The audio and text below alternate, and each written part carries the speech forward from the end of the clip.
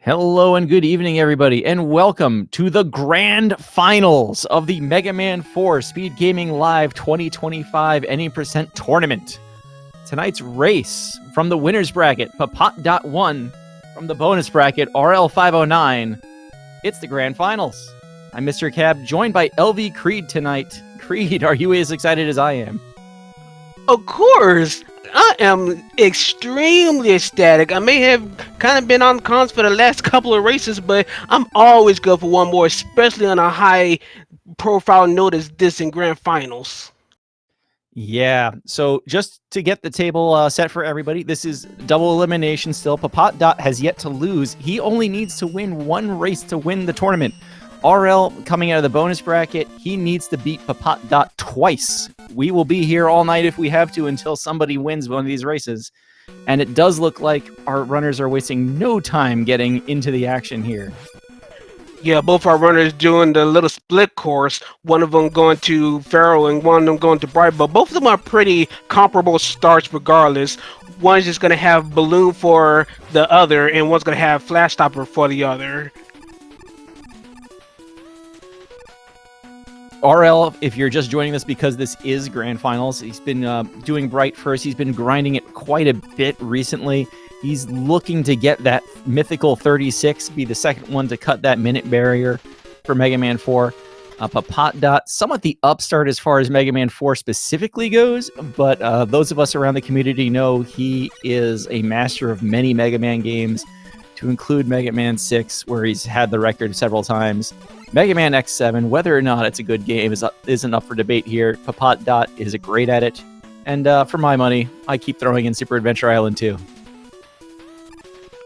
Yeah, Papa, a very varied runner when it comes to the various sliding megas. RO having a number of Mega Man games under his belt, but as you said, just been grinding Mega Man 4 extremely hard. In spite of some issues that may have sent him down to the lower brackets, we expect RO to kind of run the table back, probably gets an extra game, but at the same time, we never know how these races can go. But as far as the races going right now, they're already breezed through their first two, their respective stages, and they're about to face their respective robot masters. Yeah, Ppotdot off to fight Pharaoh Man. He just wants all charge shots from here on out. He got that extra lemon in for damage. Not much to the Pharaoh Man fight, just keep dodging him. And at this point in the game, charge shots just faster than anything else, including his weakness, Bright, when RL gets there. RL taking care of Bright Man just wants to make sure there's one lemon in the first few shots. The Flash Stopper only gets used on 16, 8 and 4 hit points. So, yeah. Both of them finding the magic pixel, saving a couple of seconds of Mega Man jumping. If you get perfectly centered on the screen in Mega Man 4, that happens. It's great. It's a free 16 seconds if you can get it. And at this level of run, we expect him to get it. Yeah, but Papa didn't quite get the jump variation of the skip that's only done in Pharaoh, and you might see it in Dive, but regardless of the matter, he still got the magic pixel, so that's still time saved regardless.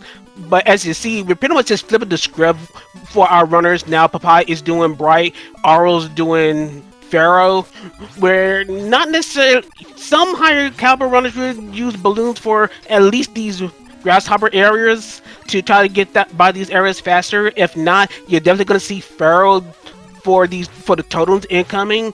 They're much faster to deal with and much less lag inducing compared to using charge shots, while meanwhile you saw the benefits of doing Flash Stopper in Pharaoh stage on Aurel screen. There's pretty much just sliding, not letting any enemies, especially the scorpions, pop out of the sands, so you can just have a nice clean slide through the first sections of Pharaoh before getting the balloon. Yeah, and Ppotdot wants nothing to do with the balloon strats right here. He's just switching over to Pharaoh. Nice safe option. Does take significantly fewer lemons to take care of the totems. Gets through without really any trouble there. I don't think I saw many slow grasshoppers. He did take one damage boost. I think that was the very first grasshopper in the stage, but it's all good. But yeah, otherwise, we're not going to see too much in way of difference for the Pharaoh Man fight that's been coming from Aurel. On the other hand, Ppotdot having Pharaoh in tow and all that entails is going to have a very different fight for Bright, if you'd like to explain what's about to happen in terms of, especially with these charged Pharaohs that are incoming. Yep, we get to enter the room with that charge overhead, and the thing you're going to see throughout the rest of this run is when that Pharaoh shot is charging over Mega Man's head, you can hit with that. It will do damage, and it will not use weapon energy. So, Ppotdot running a little low on hit points there, scaring me, but he was in good condition. But we'll see that throughout the run. Not only is it good for saving weapon energy, like I was saying, but obviously then you don't have to recharge it, so you get 2 charge shots in very quickly. That is invaluable as the run goes on. It looks like Aurel is going to be ahead just a little bit, going ahead into our third robot. From here, the routes do converge. That was the only difference we're going to see. And thank you, everybody, for the raid. Welcome to Grand Finals of the Mega Man 4 tournament. Ppotdot needs to win 1. Aurel needs to win twice. We might be here a while because we expect Aurel to exert some of that... I don't know what I'm going for here. He's the favorite. That's what we're going to go. I'm going to go with that. But we love both these runners. Yeah, we both like this balloon where that both these runners are showing. Balloon being one of the most invaluable items in the entirety of Mega Man 4. You can see that both runners are using it to an extent that as when they go to a wall, there is just a slight little window of opportunity where you can still stand on the balloons and continue vertical progress. Both our runners wind up doing it well, but for the rest of Ringman stage, it's Pharaoh all day, Pharaoh all night, and you're going to be using a lot of it. You're going to be taking a lot of damage trying to get by some of these enemies, and this is just an overall dangerous stage to try to navigate and try to maintain weapon energy for your Pharaoh. Yeah, Ringman stage, typically the top runners, you're going to end this stage with like 2 hit points and no Pharaoh energy left. You could get drops, but obviously, you know, you saw Ppotdot just get a large drop there, and he got to stand still for several seconds waiting for it to happen. Again, twice, in case you missed it the first time. But, yeah, it's scary. This is a slight wall on the way down. Aurel, with enough hit points to crash through this, Ppotdot has to wait to take the damage from the shot. It does less damage. So Aurel able to extend his lead by, you know, 1 screen transition, I guess. Whatever that's worth in this game. The ring hand fight itself, dangerous here. You definitely do not want to take a body shot. No one can take a body shot in this race, but Ppotdot in a little bit more danger, almost getting close to touching the ring, making a little bit of an unnecessary commitment. But yeah, all of these robot masters hit like trucks. Like I was saying, Aurel could not have taken a body hit from Ring. He definitely could have taken a Ring. Ppotdot could not take any hits at all, not even the Ring Boomerang itself. So a little bit of a scary situation for Ppotdot, but both are taking care of Ringman and going straight to Dustman. It is a scary looking fight, but that is the strat, and I suspect both of them have been grinding that ring fight for a long time and knew exactly what they were doing. It just still looks terrifying. Speaking of terrifying, welcome to Dustman stage. There are 2 strats. One involves Pharaoh and not freezing the enemies jumping out of the pits. It is very unfriendly for races. It saves maybe a very slight amount of time at the expense of much more higher risk strats. So we're going to see Bright here in the so-called lag room. Ppotdot making that jump over the spikes. That's the dangerous jump in this room for sure. Oh. Yeah, very time recovery on Ppotdot's end, but was able to get back on the platform and not get himself killed. But yeah, by the time we reach to the piston area, the crusher areas, it's pretty much going to be a lot of Ring. You're going to be using Ring for the remainder of the stage, including the boss fight against Dustman, as of course Ring is the weakness. You want to mitigate as much menu entering as possible. So both of them time in the very tricky final crusher areas, getting by those little scrap heaps. And just a few more areas away before we get into Dustman, where hopefully he doesn't suck. Yeah, both runners getting through there. It's a lot more scary than it looks, but Ppotdot with the 3 slides to get under the short hop. I think that's like a very tight frame window to get it. But here we go. Ppot had a lot of drop luck in that stage, which is bad for a speed run because that means he got slowed down by drops a lot. Ppot with 1 instance of Dustman sucking here. Whenever Dustman sucks, he is invulnerable, so we don't want to see that very much. Ppot, though, still holding on here. He's right behind Aurel. He's not giving him an inch. Maybe like half an inch, but not the whole inch yet. Yeah, Aurel also had 1 suck, so the RNG was pretty much equal between the winners. It's just Ppot probably had a little bit more of a less clean fight compared to Aurel. Aurel with a slightly cleaner fight, but as you mentioned, Ppot just still not really that far away from Aurel. Once again, it's kind of like just a little mistake here, a little mistake there that could wind up arguably turning the difference between who's winning and losing at this point. And of course, you get to see probably the only skip in the game where Aurel is able to skip right through the small little walls.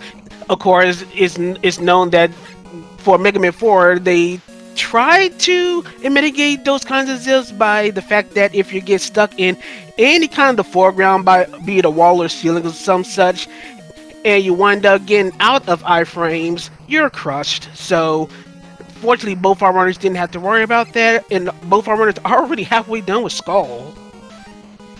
Very nice. Yeah, Balloon saved a little bit of time the first chunk of the stage. Ppotdot wants nothing to do with going back for that E-Tank. Don't blame him. But second half of this stage, and really a lot of the back half of the robots of this run, if you're not familiar with it, is going to be Brightman's Flash Stopper. It freezes all enemies in place for about 4 seconds, unless you're sliding. For some reason, that 4 seconds does not expire while you're in a slide. So we're going to see that used for really a lot of the next 3 stages. So now we're coming up on Skullman entirely. Skullman is an extremely scripted fight. You can pretty much manipulate him to jump or fire as needed. Probably the only big case of RNG is how long the skull barrier actually lasts. It looked like it didn't last all that long on Aurel's scene. But let's see how, very short skull barriers for both runners. Just pretty much up and down. So once again, the lead really hadn't changed all that much. Just still just enough of a distance between the 2 runners that once again any significant mistake can turn the tide at any given moment. Yeah, and I mean at this level of run, it might just be who makes the mistake first. Aurel strats will be slightly faster throughout the run, so if he makes no mistakes, Ppot doesn't have a chance. But really, it's one mistake, one dip into a pit, and Ppot's gonna be right there. And that's what he really wants to do, is just keep that pressure up. Yeah, a stable run can be even more advantageous than trying to do all the extremely dangerous stuff that you'll probably see in high level runs. But for right now, we're gonna wind up just going straight into Diamond stage, where the name of the game is something that Ppot's probably a little bit more familiar with, is the fact that as long as you're underwater, for some strange reason you just can't jump out of a slide. Definitely worked towards Ppot's advantage. Speaking of which, did a little bit of a double back to make sure his jump was good enough to not hit the spikes. Well, but anyway, we're talking about stable strats. He is doing slide cancels. Like you said, Mega Man 6, he is used to that sort of thing, so Ppotdot loves to show off his slide cancels in Dive Man stage. Just sliding and immediately hitting left, sliding from maybe a tile at a time, picking up frames and frames and frames, and oh my goodness. So missing a jump there should be fine. Aurel avoids the wire. Good single jump on the Moby from Ppot's end. Let's see if good stop ship easily. A lot's going on here. We got to try to keep pace. He's thread the needle with that slide. Ppotdot definitely is going to save some time on him on that screen. But, right now, we're still in the range of its little things, and we're waiting for a big thing to happen. Dive Man fight, very scripted, much like the Skull Man fight. You can kind of manipulate what he does. He's going to either drill through the water at you, or he's going to fire a torpedo based on your distance from him and based on whether he's done it 3 times in a row. Did Aurel get the fast beam out? Unfortunately, I didn't catch it, but Ppotdot just certainly did after a few jump attempts, but was able to still get it. That's what we're supposed to see in either Pharaoh or Dive, which are the two areas that you can possibly do it. So once again, is another one of those extra fanfare skips that you can save a couple of extra seconds in order to just have a shorter fanfare and just leave immediately out of the stage. So into Drillman stage. A lot going on the stage, and we're really just hopefully not going to see any of it really happening, because we're going to see just flash still everywhere. There's a lot of things in this stage that feels like can give you a lot of damage. These are the top runners though, so hopefully they're fine with it. You can argue that it's kind of similar to Ringman stage, where you're going to be, in some cases, you're going to be taking a lot of damage, and in some cases, you're probably going to be a low health for the drill fight. So once again, it's going to be just a lot of little bits of potential damage that you might incur, but otherwise, if you know what you're doing, you're pretty much just seeing what Aurel's doing, just doing a lot of good flash stopper usage.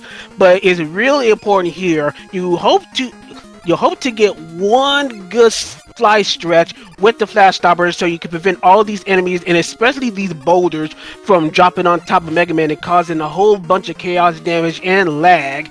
And it looks like he still needs to use extra flash stopper. It's still not too bad, because the majority of it is long done before you need the second flash. So pretty much good on both characters, on both runners, before going to Drill Man, or real Dive Man, is probably you would say, Cab.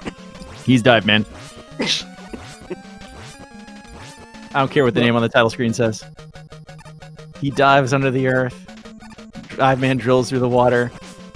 This is the last race of this tournament, I could say that. Good fight, though, from RL. Drillman can be a RNG heavy boss if he decides to dive. That's about 4 seconds every time he dives. The first one always happens, so we don't really count that one.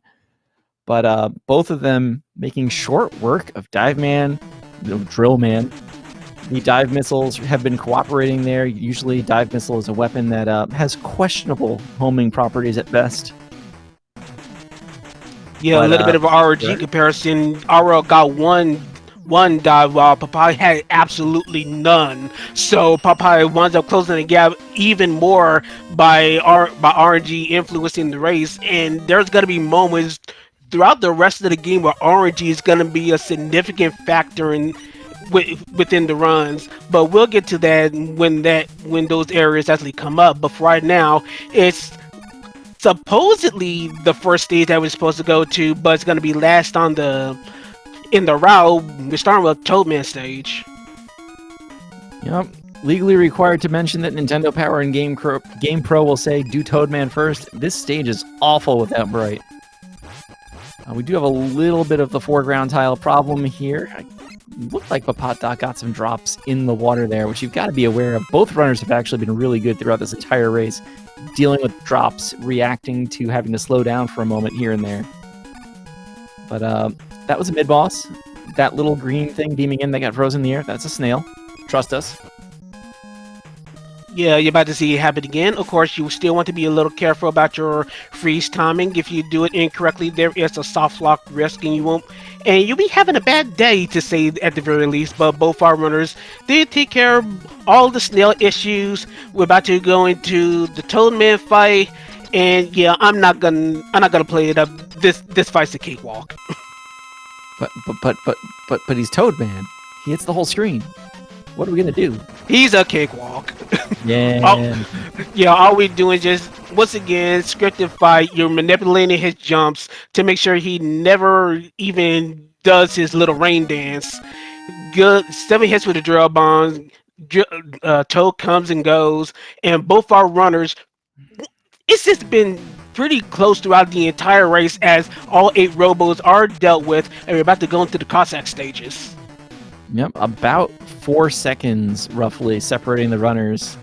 Aurel beaming out at 18:14 and Ppotdot at 18:18. So it's very close. There is a free tank on the left, buried in the snow in the beginning of Cossack 1. I don't think either runner's going to get it. Aurel top runner. He is going to believe he doesn't need it. Ppotdot, I haven't gotten to say it yet. Ppotdot's like the glass cannon of Mega Man speedrunning. He will go for everything. And that's going to include probably not getting it, although watch them both get it now. Oh, okay. Aurel's just going to go. And Ppot's just going to go. Yeah, no free tanks today, but both farm runners still going to have to deal with some of the nuances within Cossack 1. Of course, this being our variation of the ice and snow stage that you see in some Mega Man games. But the real issues are going to be right around where Aurel is right now, where he's going to have to deal with these Skeleton Joes and these pop-up enemies. You want to at least time your movement in such a way that you don't even have to worry about getting hit by them as they jump up. So you got to be extraordinarily careful about your placements where Mega Man moves and fires. Good Skull despawn on Aurel's end. Ppot opts not to go for it, but still has the balloons set and ready to go to try to get through these vertical screens as fast as possible, including this one that Aurel's on. Oh my goodness. And Ppot doesn't quite make it there. Yeah, those are some pretty tight slides to try to damage boost through and not get in the situation that Ppot is in right now. Ppot is... He's got an ammo situation too now. Balloon very important in these last stages. Of course, being traditional NES Mega Man, you do not refill energy in between final stages. So Ppotdot's gonna have a bit of an issue with Balloon going through the rest of the game. Meanwhile, Aurel taking care of Mathraya's in a very quick fashion. The single pixel for both the ring and the weak point on the Moth, no issue at all, going to Cossack 2 in relative short order. Ppotdot's got a little bit of an issue here. There are no boss checkpoints in Mega Man 4 for the castle stages, so he had to get that kill or he was going right back to that Skulljo screen all over again. But he makes it. Chelmy in chat, I can't believe RL baited Ppot with new strats for that screen. They have been labbing that screen out a little bit there. No, RL showed off the new strats, which say just a tiny bit of time, but that's what you're looking for at those levels.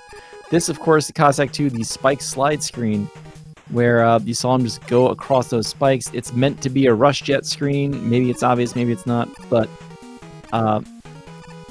rush jet slower than sliding, so there we go. Yeah, of course, this is the balloon station. Pretty much gonna be using all your balloons. Of course, not for the quote-unquote rush jet section as Cab already alluded to and Ppot went through, but you're pretty much doing this for every area throughout the remainder of the game, even very vertical sections. So Aurel using that to his advantage, just going through the rest of Cossack 2 and on the square machine, which is our next major RNG situation, and it already begins. Already starting with 3 pass. Well, that might give Ppot some help. Ppot had took enough damage in this stage. He had a little bit of trouble. He hesitated a lot in the spike stage after the spike blocks room. He had to. He was out of hit points to play around with. But Square Machine going to bail him out a little bit by giving RL the 3x3 here. Of course, we don't know what Square Machine's going to do to Ppot yet. Square Machine will always pass, going progressively slower until you get the slowest cycle, at which point it comes together and becomes vulnerable. RL jumping over that very last shot would have been a problem because, again, no boss checkpoint. Ppot gets slightly better RNG here right off the bat with a 2. So he's going to save a little time on that. He does still have to survive the fight, though.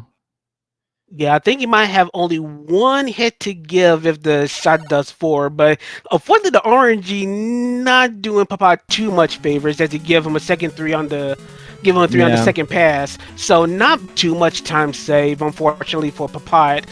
Otherwise, just make sure that he survives this last hit, and there we go. Square Machine down. Gonna say still not completely far away. The race is not completely out of his grasp, especially considering some of the movement floods between Cossack 1 and 2. There's still enough that could happen that could cause a lot of chaos and havoc between our 2 runners. But as we all know, we just got to see how the remainder of the race goes, and I'm just pretty much trying to fill up dead air while we're doing the auto scroller. No, I mean, like you said, this is Aurel's lead was born of a little bit of a goof in Cossack 1, maybe a little bit more in Cossack 2. Ppot comes right back if Aurel has a mistake. So, you know, Aurel's there. He just still has to kind of hold serve at this point. This gives him a little bit of extra leeway. I don't know how much he's watching, if he's going to decide, oh, maybe I can play this a little bit safer. Because I think in previous races he has said he was vaguely aware that he knew he could play things a little safe, but at the same time he's also a gamer who's just going to go for all the strats. But yeah, a little bit of how Cossack 3 just works. We're pretty much just going to see Ring and Pharaoh throughout the entire stage. The first half being a Ring stage. Mostly you're going to be filling up Ring during this portion. Ring being probably one of the most important weapons throughout the entirety of the end game for the rest of the game. But of course, we're going to be switching to Pharaoh because Pharaoh is going to be used for the upcoming boss, the Cockroach Twins, because it's the most effective weapon. Thanks to the properties we explained earlier with the Pharaoh shot, where you can pretty much basically have 2 charged shots for one set of weapon energy. So you're pretty much going to be using that for both phases of the Cockroach Twins. So we're hoping to see Aurel does it in professional fashion, including this very stylish finish for the first, hitting the second, and we should be good to go for the kill for both phases of the Cockroach Twins in a little bit. Gets the better pattern. There's only really 2 things that bottom cockroach can do for its shot. Aurel got the one that doesn't generate nearly as much lag. Takes the extra hit, but otherwise no problems there. We'll see if he decides to get the Pharaoh drop here. I think he's going to just go. Ppot's turn, though. Like you said, you fire that Pharaoh shot right away. You're hitting with the double shots, and that last shot right there, killing the first one, hitting the second one as it enters the room. Aurel's not going to get this drop at all. Doesn't need it. Good. Depending on the situation, Pharaoh energy could be a little bit of a premium, so that can be a spot where you can fill up on Pharaoh shot energy along the way. But as Cab already stated, Aurel didn't need it. He's moving on, and we're going to be going down the bottom course. Cossack 4 features a split path. You do not take the upper path. It's very windy, it's very long, more screens, and you just intersect here where the 2 shield attackers are. And as you saw, compared for the bottom screen, it's very short, very quick. You're never going to be taking the upper route under any circumstances. The only time I've seen that is in the Mega Man Legacy Collection challenge rooms, and we got there, and I was like, what is this screen? What is this? I was very confused by it. Ppot did get the Pharaoh refill, so if nothing else, that's going to be a little bit of insurance. If he does manage to make a comeback, he's not going to lose this race because of the Pharaoh drops. Meanwhile, on the Cossack caster, I think its actual weakness is like dust, but we want some dust ammo. So we end up using the Buster. It's weird that every time it moves, if you are sliding, it will stop moving. So we use that to our advantage, get through the fight. And, oh my god, it was Dr. Wily all along. As if we never knew at all. To be fair, we were assuming he was supposed to be dead by Mega Man 3, but here he is, alive and well. Eyebrows are twitching, doing Wily things, about to go to our next set of Wily stages. And, well, you know, Mr. Cap, I'm gonna let you have this one. It's all about the Mets, baby. All about the Mets. Hit a home run. Let's go, Mets. Every enemy in Wily 1 is a Met. Don't talk to me about the postseason. I know it's ongoing right now. I hear Seattle won tonight. Papa doing masterful work. We can talk baseball later. Trust me, I have words. Well, I'm going to be talking about words about this glorified bathroom that Aurel is traversing right now. As you said, it's all Mets. You're pretty much going to try to deal with the weaker Mets. not necessarily the spinny ones that deal 3 damage that need charge to go through, but it's pretty much just traversing all the little nuances of the area, including the flooded bathtub that is the underwater section filled with spikes. Don't know why Wally would like to bathe in that stuff, but I'm not one to judge, It's a regardless prickly of the area. matter. But yeah, regardless of the matter, equipping Rush Jet, getting body Yoku block sections, and it's just pretty much just a mad dash to our boss fight, which is, the biggest Met fan in the world, literally. Big Daddy Met coming up ahead here. So yeah, I like that Wily 1 is a buster stage. It gets the chance to shine there. Aurel's going to charge right into the room. It does start the fight slightly faster to be on the ground, but some players, you'll see them jump through this screen transition to get a little closer so that that first ring is already in range. Otherwise, you just want to keep pummeling him with the rings. You want a 3-cycle fight. If nothing else, you want some fast cycles after that. It's really tight if you get 3 fast cycles in a row to clear it in 3 cycles. No trouble for Aurel. That was a good job. Yeah, definitely want some larger jumps to make the weak point exposed for a little bit longer to ensure set through cycle. Short jumps can be a little bit, I'm gonna say they're hard to deal with, but they definitely could cause problems in the 3 cycle. The only issue is just trying to maneuver and get some room to get away from the Mad Daddy so you don't take immense amount of damage. You're definitely just going to want to take trades from the smaller Mets, deal less damage, and try to get extra room. Me, Ppotdot having a little bit of issue, but hopefully should be able to finish the job as are already just making work of Wally 2. Yeah, Ppotdot getting through there. I was a little nervous as that fight came to an end, but, I trust him. I trust him. Aurel here in Wily 2. Rush Jet the stage. I feel like there's a stage in every Mega Man game where you inevitably just have Rush Jet selected and make use of the fact that you can fire the Buster with it out. And this is that one. Lots of things high in the air, like you need Rush or something to reach that ladder. You need something to reach the pier. Nice jump from Aurel, getting Rush to fly to the right. Yeah, it's one of those times that you're pretty much mitigating as much menu use as possible. And of course, as mentioned before, we already used all of the balloon in the Cossack stages, so you pretty much only have Rush Jet. Like I said, we could use Rush Coil, but once again, that's extra menu work when you can just have Rush Jet to take care of the rest. So just using it and going to our next boss fight where we're going to have a little bit of interesting situation with enemy refills. Yes, the rain flush, as soon as you fire it, once you get into the boss room, fire it. Amazingly, the long fill that is notorious in Mega Man 4 is instant. And Aura making short work of Taco Trash, using the rain for a very small hitbox on Taco Trash's head. Good shots. Low on ring, we should be seeing refills upcoming before the boss rush, but yes, Aurel just once again doing a very superb job. Ppotdot not too far behind, should be following suit on the Taco Trash fight shortly. Ppotdot is gonna come in here, not gonna go for the back boosts, is gonna go for the 1-tile slides, of course. Aurel in Wily 3, the refight stage, does get the large ring refill. Should only need a little bit more ring, and then going to switch over to Dust and fill that up as much as possible. This is the new refill strat, and by new, I mean it feels like it's a decade old at this point. It's just newer than the one from like 2014, I think. Point is, he's ready to go.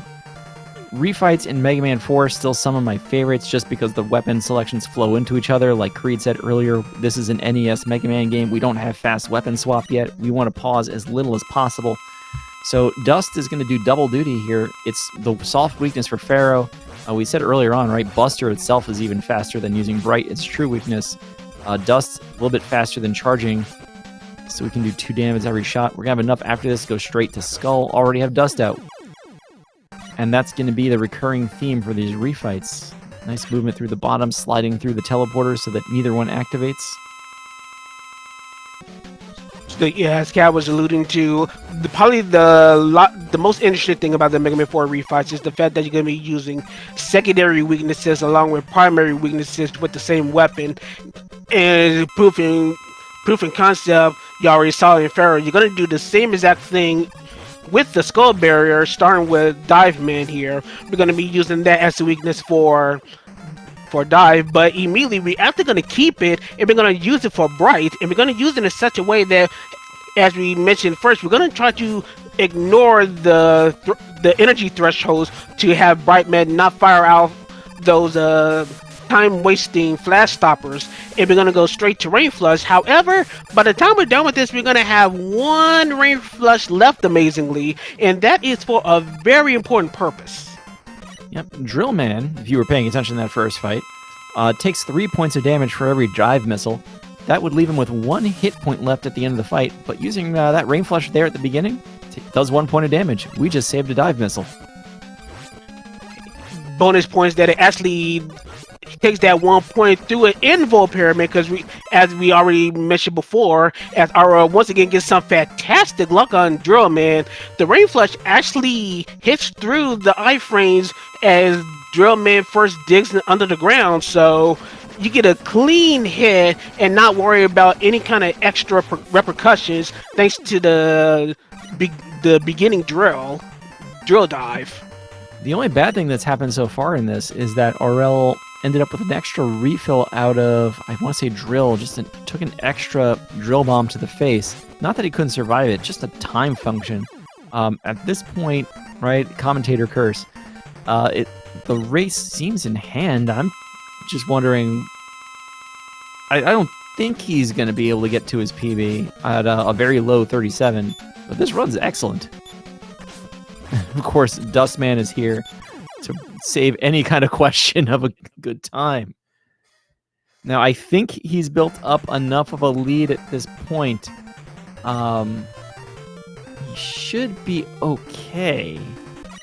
But what's about to happen here, we're going to have an ammo situation. And that's where Ppot's going to have an interesting time if Drillman stops diving.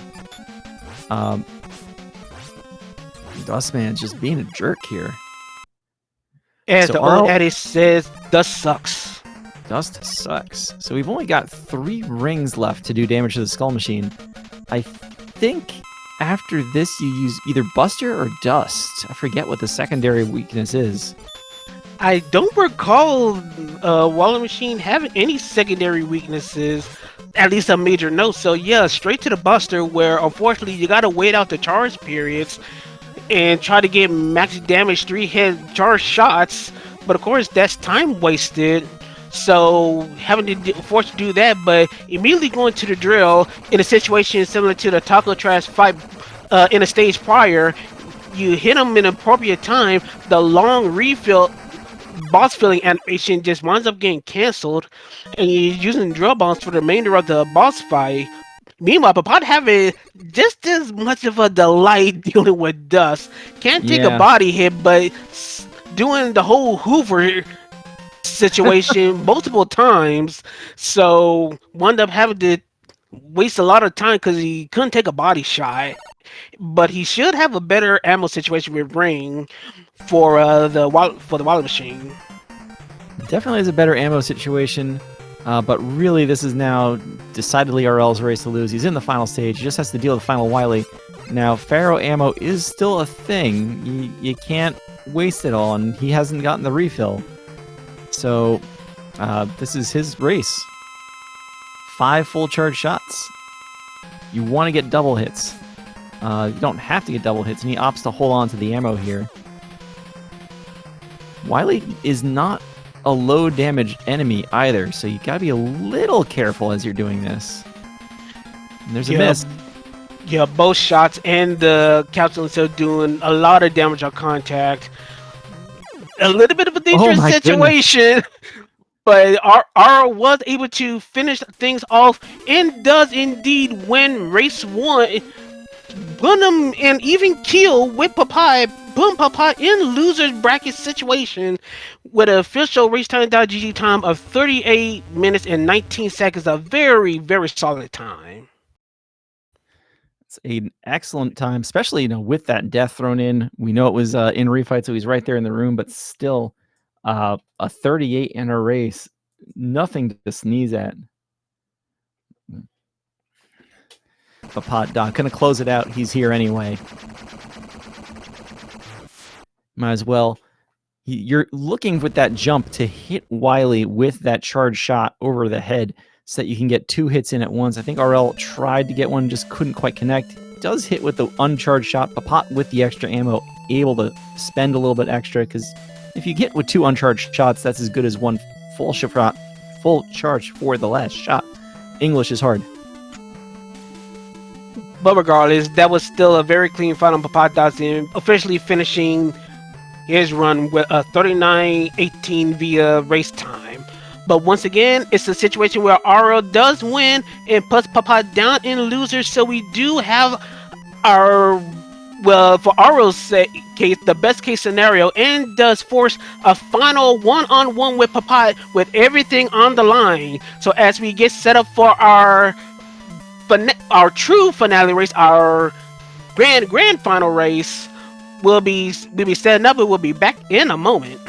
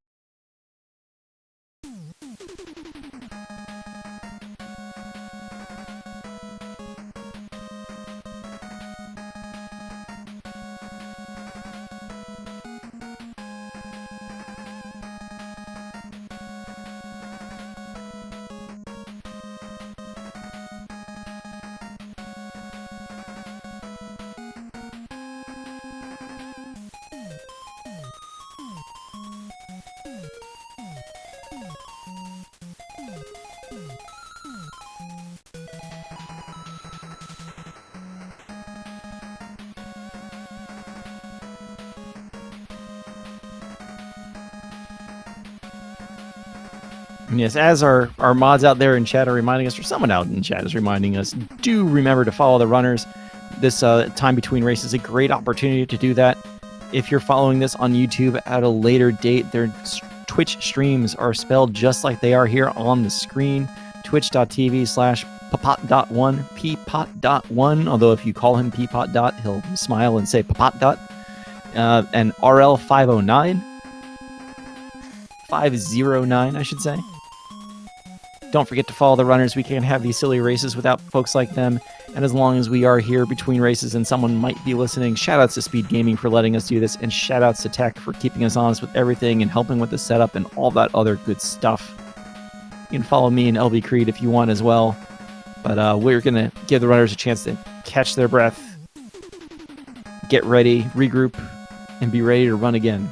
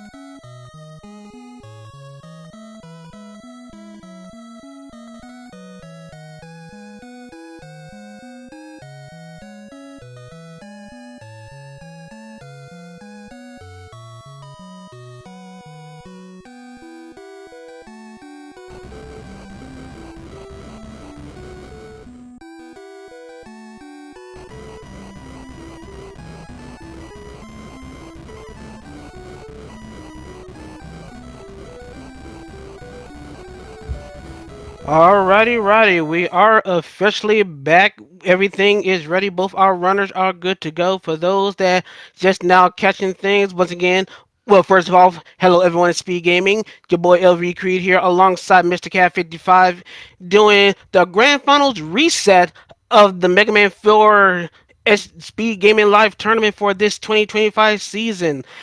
Papa did lose to Aurel, bringing Papa down from winners to losers, and everything is now 100% on the line. This is the one that counts. So Papa has got to do the darn thing and keep Aurel at bay, or Aurel is going to do his thing and wind up blitzing over Papa and winning the entire tournament. What is your take on how things are about to go, Cap? I am curious what is going to happen. These runners just went through a race. They both really just crushed the 8 robots.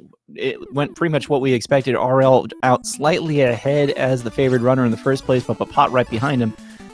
And just a couple of errors in Cossack for Ppotdot.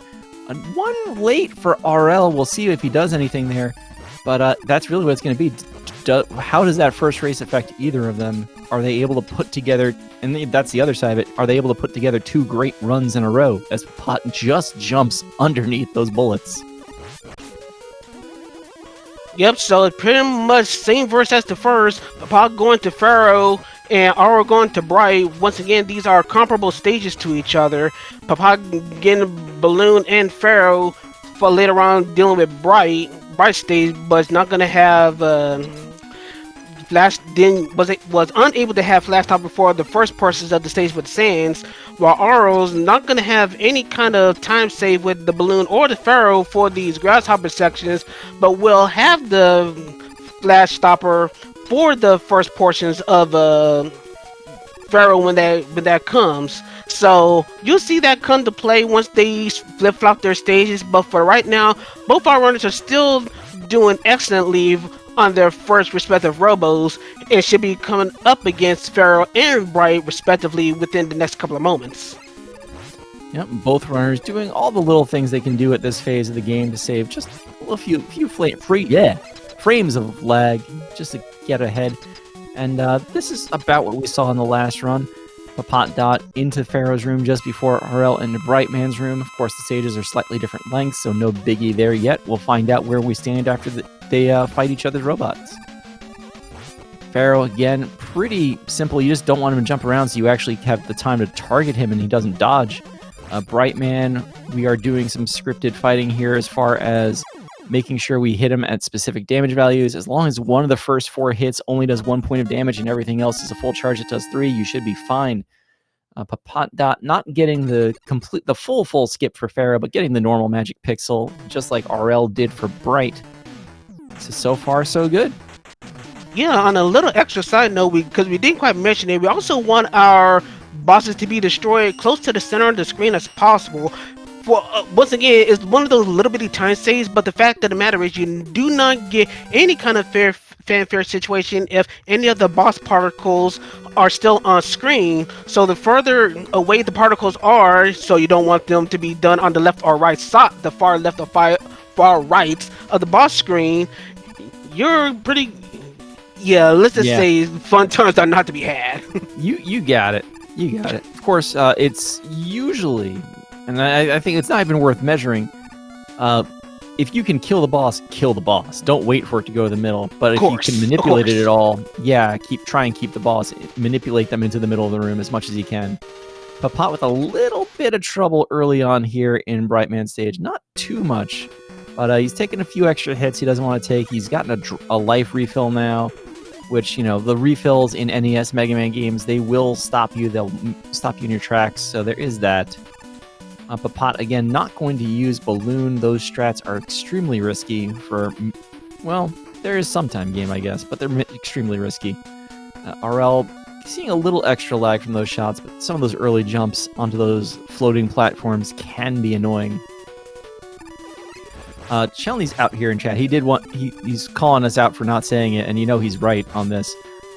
It's worth noting that first race for Aurel was a revenge match. Ppotdot is the one that sent him to the bonus bracket in the first place, so it really is kind of the best of three between these two now. Well, yeah, it's definitely true.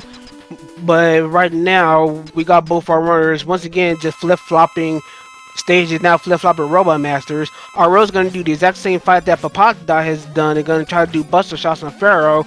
Meanwhile, we getting the 2-for-1 on the Pharaoh charge, doing the same exact manipulations, but we're going to have the Pharaoh shots, which is on top of his head, use that, but still have the charge active, and wind up using it to destroy Brightman in that fashion. So both our runners doing a pretty fantastic job taking care of both respective Robot Masters, and it seems like, yet again, as we kind of anticipated, Aurel just a little bit further ahead of Ppotdot, but it's still, once again, very early and very close in the early goings of the game.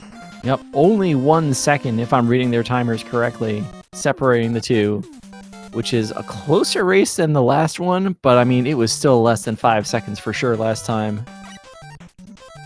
So we're off to ring. And there's one of those unforced errors we're looking about. Balloon does help get through this vertical section, and you want to see some wall of balloons here like Ppotdot is trying to get. Both runners just having a time on this climb. Yeah, lots of spaghetti just being spilled all over the place. All over. And it still winds up getting right back, taking them back the lead that he kind of lost, thanks to some unfortunate mishaps with the wall turrets. But yeah, this is gonna have some interesting implications because it's still some unforced damage, so they might gonna be looking for a little bit of health drops along the way because they're gonna be taking a lot of damage boosts for this stage. So if the health values are not respectable by the time they get to the end of the stage, they're definitely going to wind up having to take a little bit of time and hope for some drops so they can at least have something of value to survive whatever ringman may throw them when that time comes. Aurel looks like he's okay. Ppotdot got a weapon refill, so as far as Pharaoh, they didn't lose any extra Pharaoh, though, honestly. Ppotdot, I think he's got enough. It's always iffy looking at that. Is that 8 or 10 hit points? Because we can all count those little bars in the meter so well. He has 12 hit points. But yeah, like we said in the first race, Ringman stage is one. Usually you get to the end and you are basically out of resources. Aurel's probably going to end this fight with maybe no Pharaoh. Oh my goodness. That fight scares me every time I see it. But both our runners still skillfully just disposing of Ringman. Some is scarier faster than others, but once again, it's still relatively close. The shenanigans that were going on early in the Ringman stage, not facing our runners all that much, and both of them just heading to Dustman stage where frightening things just continuing to pile up. Honestly, like that, this is a thing that can happen in some of these situations where you play the same game so many times in a row. Like you just spent all of your adrenaline on that one race, and now here's the second one. What's about to happen? Like RL just missing on that Met there at the start of the stage. Not a lot, right? But that's one of those 1 or 2 second mistakes, and when you only have a 1 or 2 second lead, that's important. But for runners, once again, doing flash stopper strats, not going for the riskier but arguably faster Pharaoh strats, but still got to deal with a lot of the lag from all these extra enemies just piling up on screen. But it's definitely safer compared to missing again weapon drops that could stop them in mid-flight, trying to recover and adjust from that. But regardless, they're doing the areas as they properly intended, going terrain, taking care of these little junk pieces, going through the crusher area. Ppotdot had a little trouble earlier on, and he's gonna just make sure he doesn't take a death there, but that's gonna give RL a few extra seconds of lead here. The ring boomerang, manipulating it to clear out the trash and the crusher section really is like, they both did it perfectly in the first race, but it's not trivial to do. Definitely a smart move by Ppotdot there, just kind of saying like he lost enough time. That's as tight as it is. You don't want to take a death there and have to do it all over again. So now instead of 1 second back, he's probably closer to 3 or 4 seconds back. As long as Dust doesn't suck, because it looks like for RL, no sucks. Dust is saving all of his rage for the refights. Oh, yeah, probably gonna be having a grudge on both of them. Both of them having 0 sucks throughout this entire first encounter. So we're gonna see if Dustman pretty much goes complete haywire in the rematch. But once again, I know we keep sounding like a broken record, but it's the truth. It's still extremely close between our runners as they go through the Robot Master order. Skull is up next. We're once again going to be anticipating seeing this balloon skip. Once again, trying to take this extra enemy, use the balloon to just wedge through this wall. Literally the only zip, at least as far as RTA goes, that matters. Once again, you can't really truly zip in this game unless you die via a crush death. That's how it's coded in Mega Man 4. But whatever gets you to skip as much of the stage as possible, you pretty much do it within reasonable means. You know, I think we have some Dust Crusher zip enthusiasts out there in chat, but that one, it loses a little bit of time to doing the optimal strat in the Dustman stage. Both runners missing a balloon jump here and there, but overall having a very clean Skull part 1. Part 2 of Skull is where we break out the Brightman Flash Stopper and basically use it the rest of the 4 robots. Yeah, if you missed the first race, it really is only supposed to last about 4 seconds, but every time you slide, that timer does not run out, so we are sliding through screens just to make that flash and enemies not move as long as possible. Yeah, also stand to note that it also kind of bypasses some info frames you saw on that little turret enemy in Skull, and some of the shield attackers, it pretty much plows through them. But right now, once again, we've seen the Skull fight. A very lengthened Skull barrier on Aurel's side. A little much shorter on Ppotdot, so gonna save a little bit of time due to RNG shenanigans. But once again, a scripted fight, you can manipulate how Skullman moves and or attacks, and that's what they use to get Skullman in proper position to get a very quick kill, unless you see what Aurel had to go through. So from Dustman stage, they went in like 1 or 2 seconds apart. They left Dustman stage 6 seconds apart. They leave Skullman stage about 1 second apart. RL just a little bad luck with the barrier at the end being way too extended. I think he took a few extra hits. Not that Ppotdot took none, but it's probably something like 5 to 3 as far as little tiny time losses. They're into Diveman stage, where, like Creed mentioned in the first race, we can't jump out of slides when there's a foreground tile. That should not be a problem for Ppotdot, who's used to playing Mega Man 6, although I'm not sure if he uses A cancels in that game or not. Can't do that here. That was a mid-loss. Yeah, doing the 2 jump a little bit too high. Too high on both sides. Trying to get the 1 jump cycle on the Moby mid boss, at least for the first one. You're gonna see if it pans out a little better on the second encounter. But for right now, both our runners pretty much just barely a screen apart from each other. Once again, using the flash stopper to its maximum possible benefit throughout the majority of dive man stage before going to our second mini boss encounter, our second Moby, and we're gonna see how our runners deal with that. Aurel is probably gonna do another attempt at a 2 jump, while Papa is probably gonna try for 1 big jump yet again. And this time, much successful. More successful. Got that freeze higher so that that mash would all connect. I think Ppotdot the first time it had some go over its head. Ppotdot, pretty good masher. I've heard good things. And both our runners about to engage Dive Man in his boss room. Once again, it's a pretty much cut and dry fight. You're pretty much just using the skull barrier 7 times, a little bit of extra for the dive missile that's going to be coming out. There's always at least 1 that's going to be fired. But regardless of the matter, you're supposed to have enough energy to deal a good kill. Aurel having a little bit of issue managing resources, but it looks he winds up getting a little bit of that time back, getting the complete fanfare skip. Ppotdot selling for the Pixel Perfect metal variation. So right now, Ppotdot holding just a smidge of a lead this time around. Yeah, running out of ammo. That strat where you use Skull in the last screens, it's kind of neat. It lets you use an extra bright earlier in the stage, but that's the other side of it. If you mess up, you're out of ammo on the boss. So into Drillman stage, where again, lots of flash stopper. Both of them switching to bright early. You can see high jump, low jump, doesn't matter. It's frozen in the air. We slide under it. Now lots of, I don't know, it feels like there's a lot of just sliding under these random enemies. This screen in particular just always bothers me with the large health drop. Aurel able to get through it, only taking the 1 hit.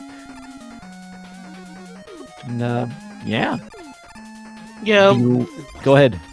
Yeah, only pretty much just picking back on just using the flash stopper through and through. Even for situations like these shielded enemies, sometimes you can mistime a flash stopper shot and a projectile will be in your way and just causing a little bit of time loss dealing with the damage trade and getting through there with iframes.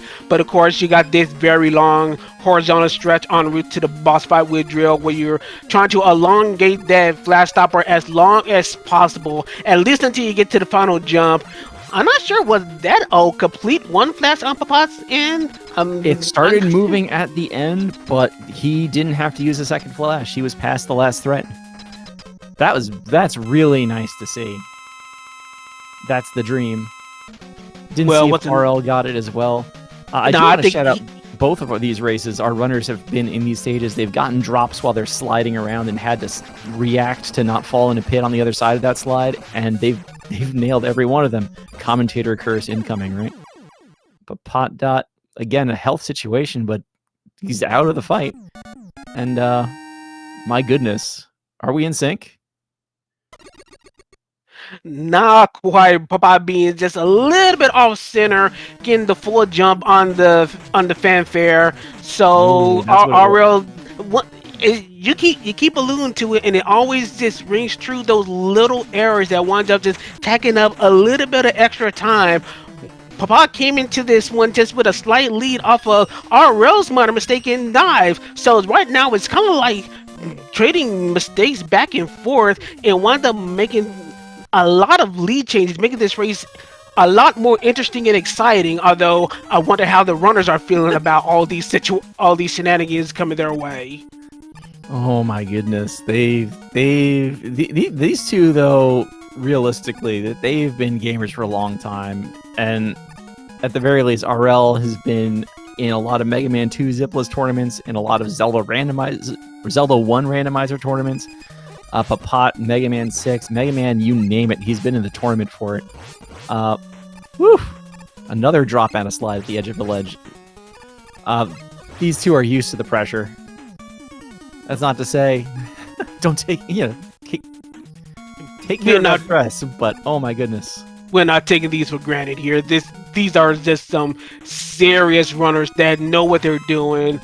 But when the game wants to get mean, it can get mean. But unfortunately, what isn't mean are those well-timed flash stopper usages on the snails, skipping them proper, avoiding soft locks, and about to go against Toadman. Well, you know, Cap, I'll just let you have it. Toadman is a very dangerous robot master. He has this attack that hits the entire screen, and literally the only way to stop it is to not stop shooting him. It's the only way. We have to do it. But yeah, absolutely 100% scripted. He jumps when you fire. You can manipulate all that to keep Toadman 100% at bay, not fire a single rain flush. Very, very easy fight. And once again, Ppotdot not completely centered.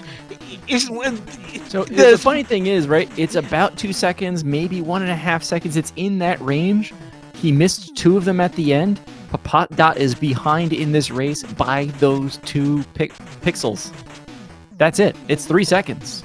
And probably the most frustrating thing is the pixel window is just small enough that you can just visually assume that you're in the center, and then all of a sudden, surprise, you get a high jump. And as you said, that's just small time losses. But in this situation, going into the in-game stages, starting with Ppotdot1, it winds up becoming of critical importance, especially in the championship situation that we're in right now.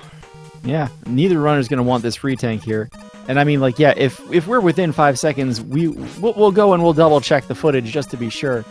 But yeah, it's unlikely to be the difference in this race, but you never know. You want every last second, because that's why in the last race, Aurel was able to take that death and still, have his lead because of that.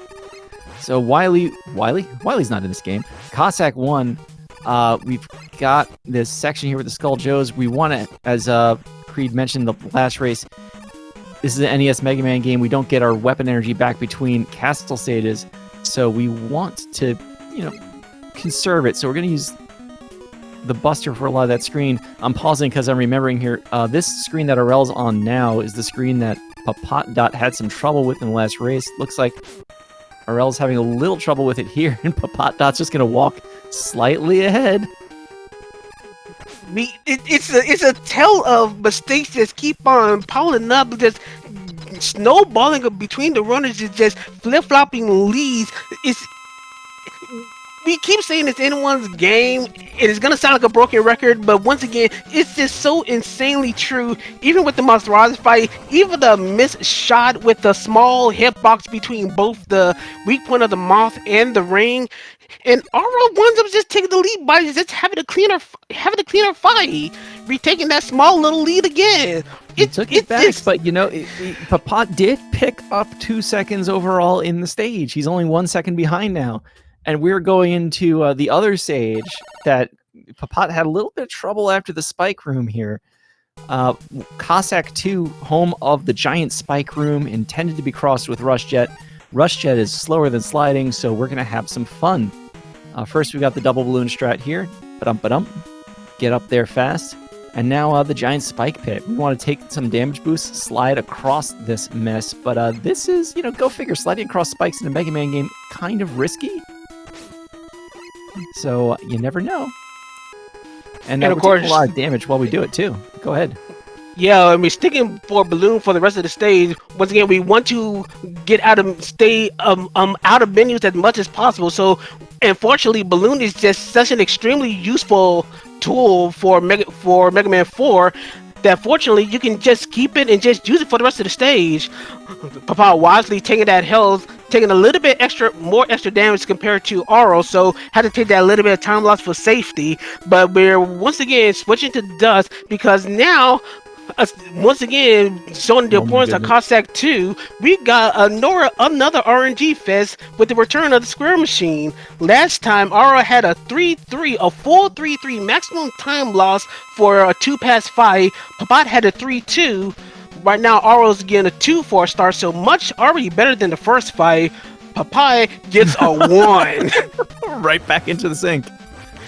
But missed a dust shot on the first go. Oh my goodness, they're both in trouble here. We could see it. Both of the two, but Ppot's honestly in a much worse situation. I don't think he can get Neither one can take a hit. But you're right with Ppot's gonna see the third cycle because Aurel had a lot more damage dealt during his first cycle, and there's the 3. Literally the worst thing that can happen if you force a 3 pass. So Ppot is gonna you still gotta get out of here. Yeah, the close race that we had is just slipping away from Ppot. Fortunately, small health out of the way, but just an unfortunate situation for Ppot. But in spite of that, for all intents and purposes, still in range of a much bigger RO mistake, which can happen. We don't want it to happen, but we always gotta stretch the possibility of it happening. Yep, I mean, in the last run, everything was looking great. I started saying Aurel's having a great run, and then he died to Dustman and refights. Now, by then, the lead was big enough that Ppot still couldn't come back. But this race, already significantly closer. That amount of margin for error is not there at this point in time. And Ppot, the end game, I think was actually really clean. So, we'll see. But yeah, otherwise, Ppot's Stage 3, the auto-scroller with some of the best music in Mega Man. But you're pretty much just using it to just refill some pieces of energy, mostly Ring, for the remainder of the game, because Ring is such an important weapon, especially for weaknesses for against bosses. Other than that, you're just pretty much just going through the motions, enjoying the music, and eventually going to be switching to Pharaoh because you're going to be using Pharaoh for the rest of the stage, including the boss fight. I think Aurel is going for the get these platforms off the screen as fast as possible mindset. There's a little bit of extra lag that gets generated by them being in existence. Chelny's going to yell at me in chat for whether I'm right or wrong. But, the sooner those things are off the screen, just little imperceptible frames going away. And sometimes Aurel will go for it. These Saturn enemies, you don't want to sleep on the trap game, as they say in sports. Don't sleep on the auto-scroller. That's how you die in the auto-scroller. True. Chelny is yelling at me that I'm correct. The good kind Thank of you, yelling. No, he put the angry face next to it. I think that's an angry face. The good kind of yelling. But seriously, welcome to the Cockroach Twins. Yeah, once again, using Pharaoh, using the charge shots. Once again, the 2-on-1 for the charge. Using the top of the Pharaoh for damage, and then releasing the second charge that actually does drain ammo. Ppot doing the kill trade for the first onto the second cockroach. Not getting the good shot, a lot of bullets on that screen for maximum lag, but Both still of them getting that pattern there, so nothing lost to it at least, but missed opportunity to save. Right. Now, the last race, this was really the one difference in routing decisions for the two runners. Aurel did not get that drop with Pharaoh. Ppot did. And at the end of the race, Aurel was pausing to make sure he hit that last Pharaoh shot on the capsule of his game's final boss. There's a doctor. He's got eyebrows. You know who he is. But, yeah. Once again, Ppot also getting the he's getting that charge there. He's got the stored charge going, which is a really little time save, it feels like, but it reduces lag. And iterated as repeated in the first race, this is the stage that has the split path. You're not taking the upper path. The upper is evil, is bad. You want to spread it with holy water, so you're not taking it. You always take the bottom path, is faster. And from there, you're just pretty much at a straight shot. Before we get to the Cossack Catcher, where the name of the game is, you're gonna slide to win. Because for some strange reason, the AI is coded that as long as you're sliding, the AI for the catcher just doesn't know what to do and just stand still for whatever reason, giving you free reign to just pop charge shots. There are weaknesses you can use, but both weaknesses are weapons that you allow to use for later fights. So Aurel is just doing the best manipulation that he can, and down goes the Cossack catcher with Kalinka found and saved. Cossack eventually stopped, and yeah, a Oh certain my doctor. god, it's Dr. Wily. Thank you for being an obligation to your contract, Kev. I'm required to say it, it's the last race of the tournament. It has to be done. You have to say it's the best eyebrows in gaming, though. Indeed, they are. But regardless of the matter, Papa is still following suit as close as possible. Taking care of the Cossack catcher will be in Wally's stage 1, where once again, my turn. I shall cheer for the Mets this time around. So go Mets, as Wally 1 is littered with them. Let's go Mets. Every enemy in the stage is a Met. The boss is a Met. You can't not love the Mets. I guess you can not love the fact that they fire 3 shots at a time, and then you got these Mets that spin around and fire a bunch of shots, and they take 3 shots. You know what I'm saying. Either way, we're going to use the Buster and get through this mess. Dr. Wily's proverbial sewer stage with the green tiled background.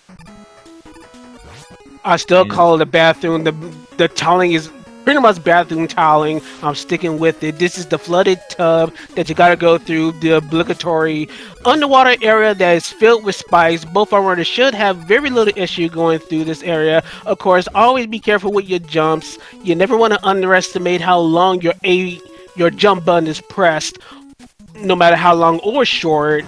Aurel able to get through that properly, equip the rush jet for these only area with Yoku blocks. And we're pretty much clean on Aurel's end, about to face the Med Daddy in a few moments. Papa's about to go through the same areas that Aurel just now traversed. Missing a jump there. Aurel getting a little extra lag from Rush Jet. Again, not huge things. Those aren't the things that's going to bring Ppotdot back into the race at this point, but you want to save those seconds where you can. Aurel, just like last race, I don't think he jumped through that door. So he does have to walk a little closer. It shouldn't matter in the fight. It's just something you see some runners do. He is going to get these shots in. We're getting enough of a delay on this pattern that we can get a few extra shots in. You want to see a 3-cycle Big Met Daddy. And I think we're going to get it. Good, good, good. About going to the same fight, hoping for the same scenario. Once again, we kind of hoping for bigger jumps. Even though it does kind of doesn't give much wiggle room, it still gives extra time for the weakness of the Med Daddy to be exposed. Papa getting a short jump at first, but it looks like we're still on route for a three cycle, so Papa should be good to go. Following the heels of Aurel starting at Wily 2 right now. Aurel in Wily 2, the stage where we just put on Rush Jet and keep going. It's about a 30-second gap between the two at this point. Not at all insurmountable, because really, at this point, we kind of know Aurel's a top-level runner. He needs to make a mistake for a Ppotdot to win anyway. And most of the major mistakes, they'll cost about 30 seconds.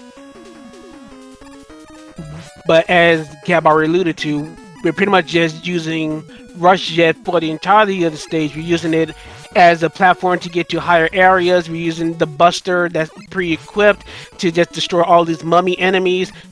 Just continuing to ignore as much pause menu as possible for any other alternative that we could be using. So just pretty much just going through the motions with the Rush Jet in tow, up to the point where we're going to be switching to our Rain Flush for a little bit of a well, I won't say a little bit, because considering how slow these weapon refills, these energy fills get, this is much more significant than Let's On. As Aurel's about to show, the health fills for the bosses are very, very slow. Fire Rain Flush, instant. And from there, you're pretty much just doing a standard Taco Trash boss fight with the ring. Yeah, and without both of these runners not switching to drill saves that pause. You have to deal with the hitbox, but you save a pause, and when you do it right, slightly faster as a result. Aurel also, while he was in the stage, was riding Rush backwards doesn't look like anything, just looks like it's funny at first, but it actually makes Rush go faster when you back boost, since Rush will always stay underneath Mega Man, and well, Mega Man was moving backwards. Ppot getting the Rain Flush on Taco Trash as well. Just also getting beat up here. Dealing with the problem. Okay. A little bit of a frightening situation, but Ppotdot does survive and will continue on to Wily 3, which is our traditional boss rush stage. We're already seeing Aurel going out of his way to get those weapon refills for Ring and Dust, both of them being pretty important for the boss fights ahead. Of course, for those that missed the first match of this race, this boss rush is pretty interesting because it makes a lot of use of secondary weaknesses, because most of the time they're either faster than using the actual weaknesses, or they're used in such a way that is used for future boss fights, or just makes certain bosses easier to deal with. So as you can see, we're using Dust Crusher, even though it does 2 pips of damage per shot. It's faster than waiting for charge shots for the Buster, and definitely faster than using Flash Stopper in comparison. But since we have that equipped, we're going to be going straight to Skull, and we're going to be using that for that boss fight as well. Once again, hoping that Skullman does not have an elongated skull barrier, which did not happen on Aurel's end. Perfectly positioned, and we go and reach our next fight, which use our skull barrier.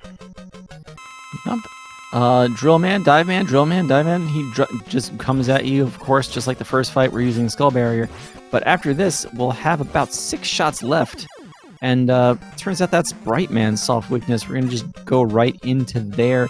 We want to hit him with 3 or 5. That keeps Bright Man off of those magic values where he will use the Flash Stopper, and it's a little bit, it feels quicker than Toad on some level. It's probably not, because, well, Toad hits for 4. Toad just feels slow, what can we say? But at the end of all this, we're also, because we hit with 5 skulls, gonna have 1 more Rain Flush. And wouldn't you know, Rain Flush does 1 point of damage to Drill Man, even when he's underground. Is this Drill Man or Dive Man? Yes. And the dive missiles only do 3 points of damage. That would normally, leave them with 1 hit point left. Because, 28 divided by 3 is 9. Got that remainder. That Rain Flush just took care of the last hit point for us. So that actually saves an attack. But yeah, Aurel dealing with 1 extra dive into the ground before finishing off with the last bits of dive missile. But after that, it's pretty much just cut and dry boss refights using the intended weaknesses, just making sure that, especially for Ring and Dust, that the weakness weapons are in proper amounts so you can have them for weaknesses for later fights against Wily. Meanwhile, Ppotdot is unfortunately had to deal with 1 dive. Hopefully, he won't have to deal with another, so at least the RNG will be on par with Aurel, and indeed it was. So at this point, it's pretty much just a weakness battle race where Aurel is about 2 Robot Masters ahead of Ppotdot at this point. So Dust was the hero for Dr. Wily in the first race, not at all in the second race. Dustman causing both runners lots of trouble in race 1, and just not getting in the way of race 2, it looks like. So Aurel into the Wily machine. Weak to Ring. I hope you love the sound, because we're going to hear it a little bit. But right here, same idea as Taco Trash. You want to hit with the Drill Bomb here. It will damage that second part. That's what causes the meat refill to be skipped. Aurel's got to be careful. Okay, you can die after you do the last point of damage here, and you will not advance. So, nice. You can see Aurel just kind of stop being quite as aggressive once he was down into the low hit point range. Saw exactly what was going on, reacted accordingly, and he's off to the final stage. Ppotdot trying to keep up the pressure.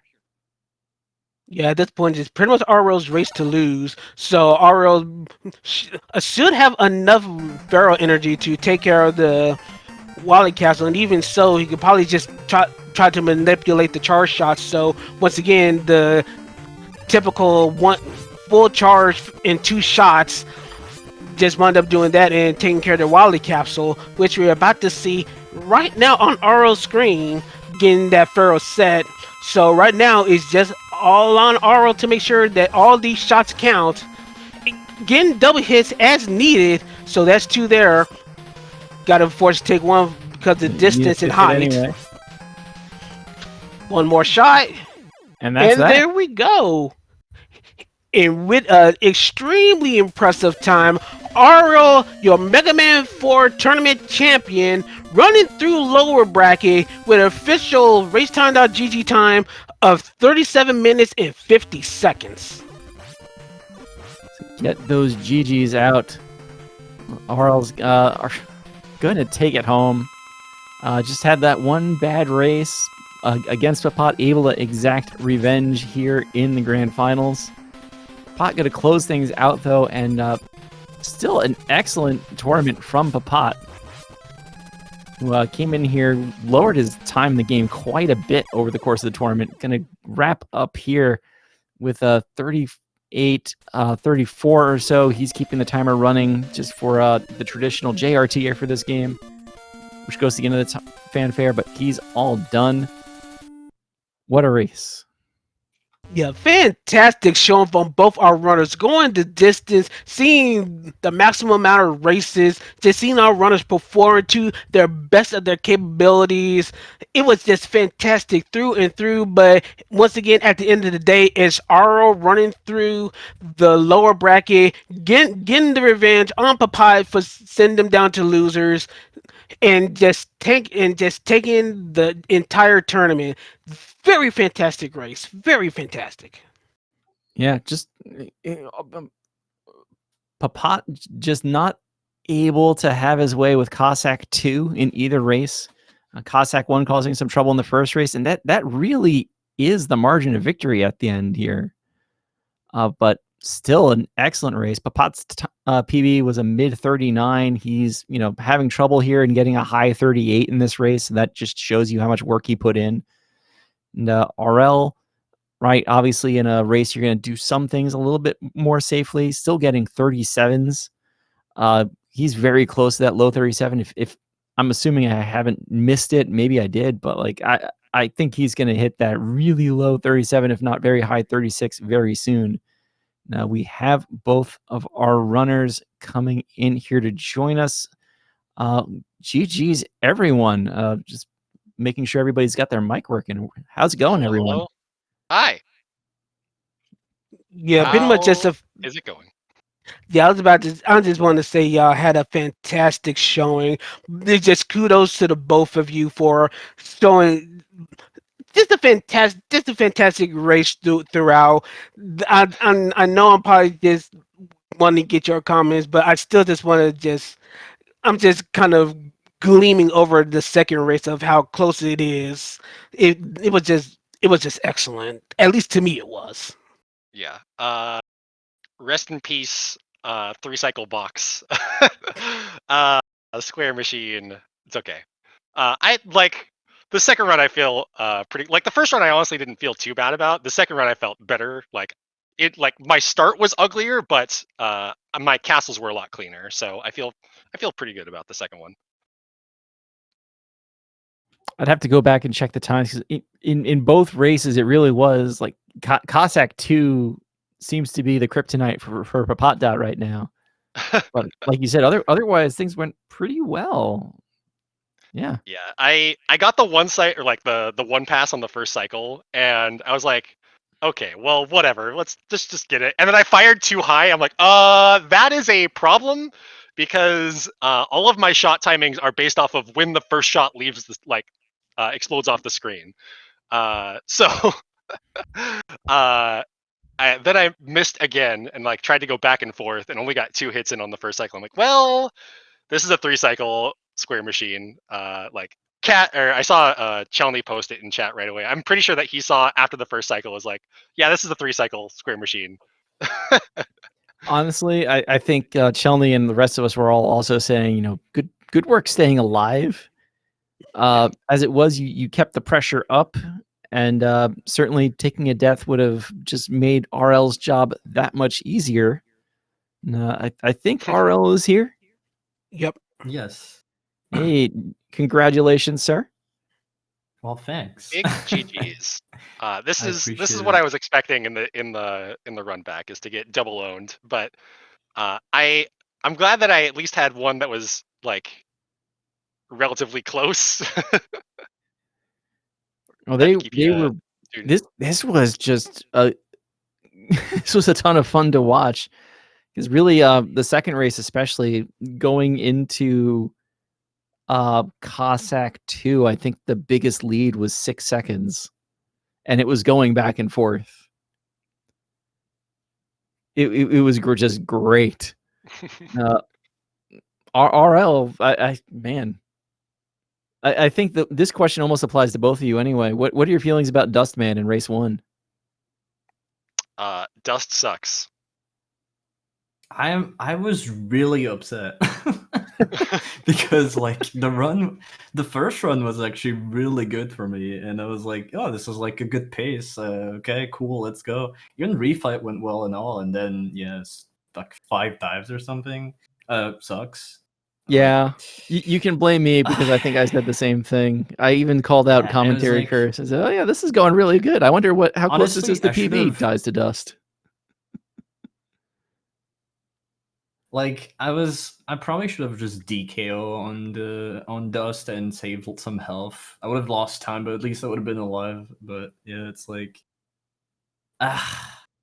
because like it's not even the kill. It's like I had to also I ran out of ring, so I had to buster the first phase too. That's a big loss. So I did completely kill the 37 there. It was like probably like gonna be a 2x or something, and then and also capsule pattern and that run was like, okay, sure, dude. It's just this is. Yeah, just I don't. yeah, I you think had both of my pausing capsule there. patterns were hot garbage. I think I got a double hit in the second one, but only because I completely whiffed on one of my shots. So it's like, okay, he gave me an extra spawn anyway. Yeah, for me the second one was a bit better, fortunately. But that's what's funny because like the second race, like I was frustrated of the mistakes I was doing. It was really bad. It's like especially the early game because I kept doing some weird things like in ring. I danced on the first screen for like 5 seconds for like no reason. It was like, Yeah. what? Oh, you probably want to go back and watch the ring climb from race 2, because that is we that's both going in had, the blooper reel apparently somewhere. we both had like chaos because like I could not climb up on screen 2 Yeah. or 3. Yeah, I got hit it twice looked on like it screen was 2 and then Ppotdot1's just had to chance go to around. jump ahead, because RL had a bad screen 1, but then like you said, you had bad screens 2 and 3, so it was just what is going on here? Yeah, I guess this is like the curse. I was like, and then it just keeps getting worse because then in Dust I forgot what I did, but I did something stupid. Then in school I got a bad pattern if I remember right. Then in Dive I messed up the fight, so I had to finish him with Dust, but I couldn't remember the menu, so I was like hanging around in the menu forever. I was like, what am I doing? And it's just not getting any better. And then I finally get something good, and I'm like, okay, well, let's go back to actually being fine. That's why I'm surprised it was still like even at 37 because it really didn't feel like it. It's like I don't know. This race was like, I mean, this run was really weird. I don't know. So I guess that just leaves the question for you, RL. Are you going to keep pushing for that 36, or are you done with Mega Man 4 for a while? I don't know. I definitely will try to get at least OX. We'll see if I get there, and if I if I feel sorry, if I feel annoyed, I guess I can still just stop for now. It's okay. That's fair. I'm looking forward to seeing it. I know you can do it. I believe in you. Well, we're gonna try. I don't know if I can, but we'll see. I appreciate it. Shelney's waiting for you. So yeah, Aurel, any speech ready? Because I don't think I have many questions here. It was just an amazing race, and I'm happy I got to see it. Well, thanks for the tournament. It was definitely an adventure. Yeah. I guess you could say looking back, it was just a lose on purpose just to play more matches. There you go. Yeah, sure. Thank you for not having controller issues in the run back, because I was like, I'm not gonna deal. I'm going to forfeit, or I'm going to reschedule this if there's controller issues again. I refuse to win on 3 technicalities in this tournament. Yeah, Papa, there was like I one. was like really close to saying, maybe the prize pool for this tournament shouldn't be money. Maybe it should be controllers. Yeah, there's like the only really scary thing that happened related to my controller is when in Cossack 1 in the second race, I threw somehow a balloon to the right on the triple balloon screen, and I was like, oh no, that's not right. So that'll be a little I scary. somehow survived that screen, but that was terrifying. But yeah, that was like the only controller shenanigans. Yeah. I guess Ring 1 was also like a weird rivalry, but like nothing crazy. The rest was just me. I have to thank you a lot. I saw Chelny mention something in race 1 and race 2 about getting the Aurel strat in Yes. in the ladder screen. Aurel, thank you for that strat, because literally every other strat I had tried was not nearly like, I know I fell in the first race. I've never been more consistent on that screen than with this strat, and it's much faster than the other one too. So thank you. Well, I appreciate it. I still don't even do it, so that's fine. It's like, I'm not going to swap to anything else. It's so much better for me than anything else I've tried. Well, I'm glad it helps. So that's good, I guess. Yeah. I get scared every time I see that strat, but I'm glad you both are good to do it. Yeah. It really feels hard, but it's just because you don't have a lot of inputs to do, you can get pretty consistent at it quickly if you take the time to practice it a little bit. The only issue for me is my D-pad is really sensitive, so it's really easy to catch diagonal on the ladders. So I can't really do that for now. Especially the faster version of the strat, which is even harder. Yeah, that one's dumb. This version is very doable.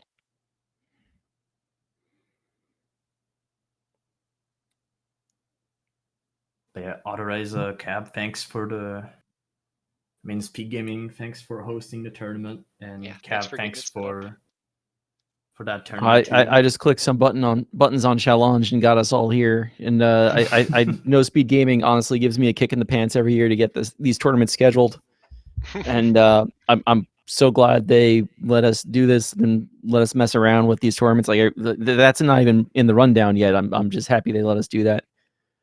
And as always, for every race, shouts to the tech crew. Yep. I do want to thank everybody here who's been watching the tournament, everybody who signed up here. Yeah, even if you just signed up, there's always some things that happen in life early on. So thanks. Who do we got? I've got the bracket open. Kuro, Palpy Blade. Who's Mbap? I love when there's a random name I don't recognize from the community, because I love when people sign up for Mega Man tournaments, or really any tournament, right? You have the guts and the courage to sign up for like a game, and you're just here to have fun. I love it. That's how like a lot of these speedrunning relationships happen. I encourage everyone to do it and look out for it. There will be another Mega Man tournament sometime soon. I know it, but I've got the rest of this list here, right?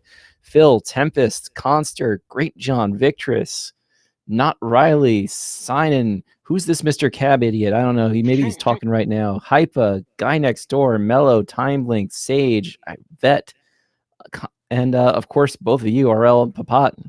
Creed, thanks for signing up to get commentary in on a bunch of these races without even being here. And I think Toad's out there in chat too. Looking Toad, helping out with comms a few times. But yeah, I've enjoyed just calming these races. Mega Man is pretty much a huge part of our lives in one way, shape, or form. These tournaments are just an extension of it. Being a volunteer to help, being an organizer, UCAB. Of course, those that recognize me mostly from the Mega Man 2 randomizer tournament. It's all still, regardless, even though we're kind of in our separate groups, we still under one Mega Man banner. And just for that, I'm just glad to just even be a part of all the goings on, even helping out a little bit with the Mega Man 4 tournament for these past few races. But once again, just I know we're kind of just shooting the breeze here as we conclude festivities here. But yeah, shout outs to Cap for organizing things. Papa with a fantastic run throughout Grandfinals, our champion with a superb race. Just everything just flows perfectly. So that's pretty much all I have to say at this point. If Cab or our runners have anything else to say, y'all can pretty much have the floor because I'm satisfied. I'm fulfilled.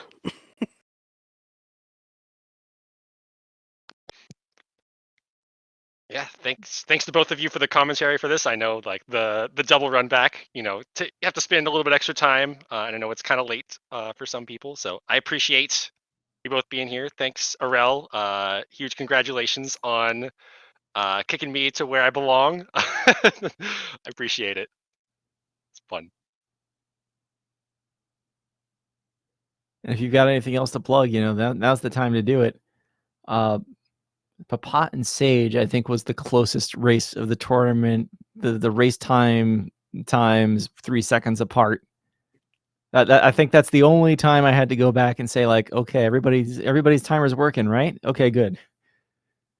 And it wasn't even honestly that close. That was just the formality of it. But oh man, there were a lot of good races in here. But I guess that wraps up this edition of a Classic Mega Tournament. There's still other. Is the Mega Man 2 rando still going on here? No, that's long concluded. All right, well, look out for the next one of those then, because I know they'll be back. They always come back, just like Dr. Wily. Seriously, though, shout-outs to Speedgaming for letting us do this, for having this whole technical platform and set of channels for us to have these silly events on.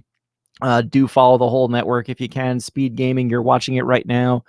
And then, of course, on twitch.tv, Speedgaming 2, 3, 4, 5, 6, and the whole international suite of channels. I don't know them all off the top of my head, but you'll see them all at the end, and follow those. Follow the runners, Ppotdot1, Aurel509, just like it's spelled on the screen. If you want to follow Creator myself, you can do that too. If you're interested in speedrunning Mega Man, be it the randomizer, the X series, the classic series, someone might even know how to play Mega Man Soccer. Check out the leaderboards at megamanleaderboards.net. That is megamanleaderboards.net. And you can find your ways to the Discords, and we will set you up with everything you need to know. And we'll just have a good time. We'll have more of these. I think I got everything. Shoutouts again to RL for winning the whole tournament. Our next race will be sometime next year. Sometime, I don't know. I feel like I'm trying to channel Howie Rose at the end of a Met season right now. And I don't know. Maybe we'll have a relay. Maybe we'll play Mega Man 7. We'll figure it out. But I'm going to relax for a week and not worry about who's scheduling what races. Check out the rest of Speedgaming Live. I think the live event happens this week. So really follow these channels and see the live tournaments happening. That will be a lot of fun. And if you're in Herndon, Virginia, I don't know how online registration works, but go check out the website. I'm sure there's instructions there if you want to just drop in and watch or play games. I'm done. Have a good night, everybody, and thank you so much for watching. That's it. I'm out of words. I'm going to go sleep.